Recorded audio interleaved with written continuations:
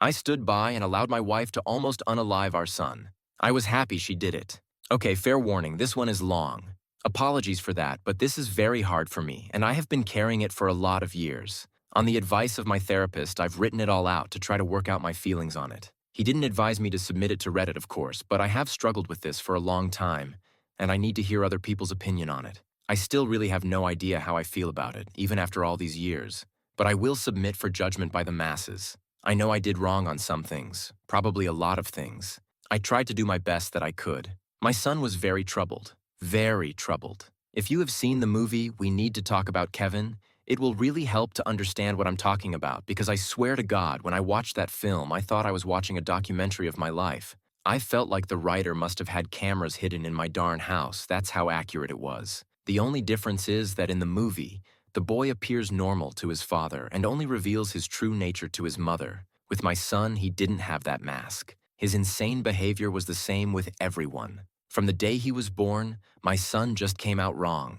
He was planned. My wife and I tried to get pregnant and were ecstatic when he was born. He was wanted and loved. We showered affection on him and really tried to give him a happy childhood. But from the day we brought him home from the hospital, he was miserable. He cried for 13 months straight. I'm not exaggerating. 13 months without a break. He cried until he had no voice left and kept crying. You could see his little face scrunched up and no sound coming out. Totally hoarse. There were times he would literally be crying in his sleep. I've never seen or heard of any other kid able to do that. We brought him to doctors, specialists, tried changing his diet, held him, rocked him, toys, swaddling, music, mobiles, everything we could think of. Nothing worked. 13 months of grating, grinding, no sleep hell. Once he got over the crying stage, we thought we were out of the woods, but it quickly became clear that for some unknown reason, he was just angry at being alive. I never saw that kid have a genuine, joyous smile once in the time I knew him. I saw him grin a vicious, horrible grin many times, taking a pleasure from causing pain or suffering or breaking a rule. But a smile from real pleasure at something nice? No, never, not once. He had no interest in anything positive. He was fueled by hate, and everything he did was bent toward that. As soon as he could walk, his mission in life was to destroy things. He would break or try to break anything that came in his range, smash it, chew it, throw it in the toilet, whatever he could. After a while, he figured out how to get his diaper off and took great pleasure in crapping and peeing anywhere he could. After a while, he figured out he could hide it and started peeing and crapping in places we wouldn't find right away, grinding it into carpets, making it even more of a problem to clean and making the house stink. When he got older, ages 9 to 15, he would pee and crap in our bed until we got a lock on our door and he wasn't able to get in anymore. Then he'd just take a dump in the hallway in front of our room. That biological warfare started around 2.5 years old and he never grew out of it. I'll try to speed it up as I could literally go on for days about this stuff, but as he grew older, he became more and more unmanageable. He would bite, kick, scream, scratch, and spit at anyone trying to do anything with him. He was kicked out of school twice before he was 9. They decided to give him one more chance, but of course he got kicked out for good. He had to change schools. The next one put him in a special class that kept him away from the other students. We had to install a door and lock on the kitchen because he would steal knives and use them to gouge the walls and furniture or chase people with them. When he was 10, he stabbed me pretty good in the hip and butt. I still have the scars. As he grew older, he grew darker. He moved into setting things on fire and inflicting calculated pain on local animals. I will take this opportunity to preempt the tsunami of messages. Yes, we had the kid in therapy. He saw a psychiatrist twice a week and had God knows how many different medications prescribed to him over the years. Nothing worked. Therapy didn't work. Meds didn't work. Nothing worked. He was like a poison cloud of hate and fury lashing out at anything in his reach. When my son was 16, my wife got pregnant again. I can't tell you how different our reaction was. Instead of joy, we felt horror. This pregnancy had not been planned, and we really were at a loss over what to do. My son had been such an unending nightmare for 16 years. We couldn't take the idea of starting again from the beginning. We talked a lot about terminating, but A, access to abortion was not as easy in those days as it is now, and B, my wife was very against it. We talked about many options. In the end, we decided that my wife would have the baby, and if it turned out evil, we would put it up for adoption. We knew we just couldn't do it again with another child like our son. We had a daughter, and she was normal. Suddenly, we saw what our lives should have been like the whole time. how things would have been had our son not been himself. She laughed at things. She breastfed without biting. She didn't have teeth yet anyway, but you could tell she was just trying to eat, not tear her mom's breast off. After 4 months, she was sleeping through the night. She was happy. She was normal. I can't describe the relief and happiness that we both felt. I don't have the words for it. This where I believe I may have started really pulling back from my son. Up until that time, whatever mistakes I made, I had always tried to do the best for my son. I am convinced of that. I tried to help him and love him and care for him. I really tried. But when my daughter was born, my wife and I both instinctively just turned toward her. She became our focus, not from malice, but just because she was so much easier. She was so happy and sweet. Every moment we were with her was like magic. I understand this was wrong, but we honestly couldn't help it. I don't have a better explanation than that. My son hadn't given a care about my wife being pregnant. I honestly don't know if he really understood it. But when we brought our daughter home, he started acting out even more. I didn't think it was possible, but he took it up another notch. At this time, he was 17, and we were having blowout screaming matches daily. Usually after we fought, he would storm out of the house and disappear for hours at a time, or come back the next morning. It was a relief. I started to actually look forward to our fights because it would get him away from us for a while. After the birth of our daughter, my relationship with my son was almost entirely gone. Our only real interactions were screaming at each other. My wife was even worse with him. She just had nothing left. By that time, if our son even came into the same room as her, she would just stop whatever she was doing and start screaming, "Get the frick away from me, get away, get the flip out," until he left. He started spending more and more time out of the house, which was a blessing for us. I have no idea what he got up to out in the world, but we were just happy it wasn't being inflicted on us. As a consequence of our son's behavior, we had invested heavily in locks around our house. All of the cheap, thin interior doors in our home had been replaced with dense wood doors that couldn't be kicked through, equipped with keyed locks that my wife and I carried keys to. I know it sounds extreme, but locks and heavy doors were the best way we had found to create safe spaces from him. And again, before I am inundated with messages, I was not locking my son in rooms like a prisoner. He had free reign of the house and could come and go as he pleased. My wife and I would lock ourselves in rooms to protect ourselves from him. If anything, we were the prisoners in our own home. On the day in question, I had fought with my son in the morning and he had left the house in a rage. My wife and I were enjoying some peace and quiet in the kitchen while our daughter napped in our bedroom. And then my daughter began crying. Any parent who has young children can tell you you get used to your child's cries and you can tell after a while what they need. They cry differently if they are hungry or need changing, or are just restless and want to be held. Babies can communicate pretty well before they can speak. This cry was none of those things. This cry was terror. The second we heard it, my wife and I were both up out of our chairs and running to the room. The door was locked, of course, and it took a few seconds to get the right key and get it open. My son was in the room. We lived in a bungalow, and the bastard had climbed in the window to get to her. He was standing over her crib with a steak knife in his hand. I have no idea where he got it. It wasn't one of ours. We controlled our knives very carefully and always kept them in locked drawers. I think he may have stolen it from one of our neighbors' houses. He had broken her skin twice already, once in the belly area and once on her arm. I could see blood running down. When I entered the room, he was dragging the back of the knife down her face, not cutting, almost tickling her with it, teasing her while she screamed. He looked up at us and smiled. Before I knew what I was doing, I was already moving, running to put myself between them. I didn't think about it. I just moved instinctively. Even with that, my wife got there faster. It was like a movie on fast forward. She got to our son and bashed his hand away, knocking the knife across the room and then shoved him with her whole body weight, so hard that he flew away from the crib and bounced off the wall. I picked up my daughter and held her while my wife screened us. I could see her shaking, almost convulsing. I can remember the smell of the room, the sound of my daughter screaming and wailing, the look on my son's face as he stood there. Just nothing. Blank. Dead. There was nothing in his eyes.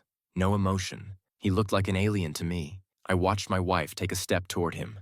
I could have reached out and stopped her, but I didn't. She stepped forward again, very close to him.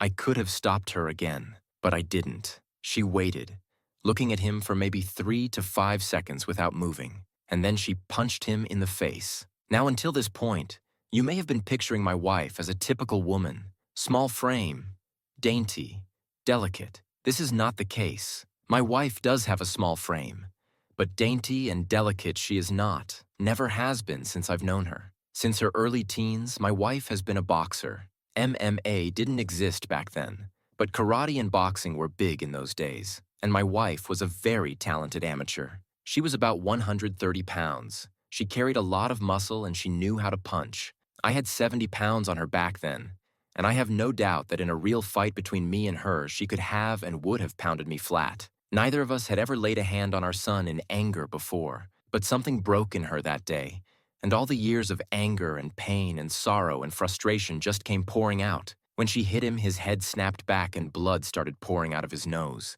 He hardly reacted. He just looked at her with this shocked expression like he didn't know how to process what had just happened. She waited another second, and then she hit him again. I could have reached out and stopped her. I could have dragged her out of the room, taken her away, calmed her. I didn't. I just stood there and watched while she systematically started to pound him to a pulp. Every time he brought his hands to cover one part, she would blast him somewhere else. Body, head, over and over. He started screaming, crying out, yelling for her to stop. It's the most genuine reaction I'd ever seen him have to anything in his whole life. But she wasn't stopping. I watched her ramping up, hitting harder, faster, working him like a heavy bag. He tried to swing at her and she slipped him easily. She was on autopilot, sinking down into her training. I stood there watching for a minute. Then I turned my back on them and took my daughter out of the room.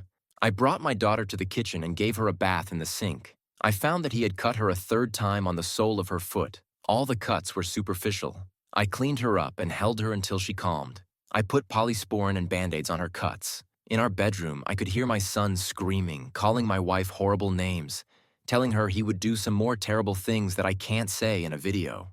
After a while, I didn't hear him saying anything anymore, didn't even hear him crying out. I assumed that he must have been knocked out, but I could still hear her beating him. That went on for a long time, long enough for my daughter to drift off to sleep in my arms. I just sat at the kitchen table waiting for her to finish. Finally, she came out and sat down across from me. Her hands were swollen and red. Her face and arms were splattered with blood. Her chest was heaving. We just stared at each other without saying anything. After a while, I asked her, "Is he dead?" She looked back at me and answered, "I fricking hope so." I nodded. That was all there was to say about that. I understood how she felt perfectly. I felt the same.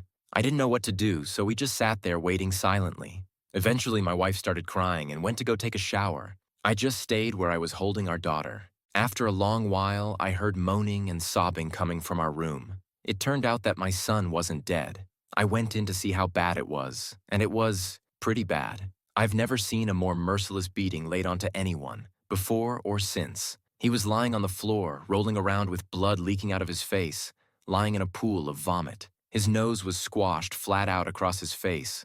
Both of his eyes were completely swollen shut and starting to blacken already. I could see that a couple of his fingers were bent out at weird angles, and he had peed his pants. I think he must have been missing teeth, but I couldn't see any on the floor, and I couldn't see inside his mouth. His lips were all puffed up and swollen. From talking to my wife about it later, I know now that she had systematically beaten every part of his body, focusing heavily on his legs. She told me she kicked him in the groin repeatedly until her legs got tired, and had kept beating his body long after he had passed out. When my wife came out of the shower, I still didn't know what to do about our son.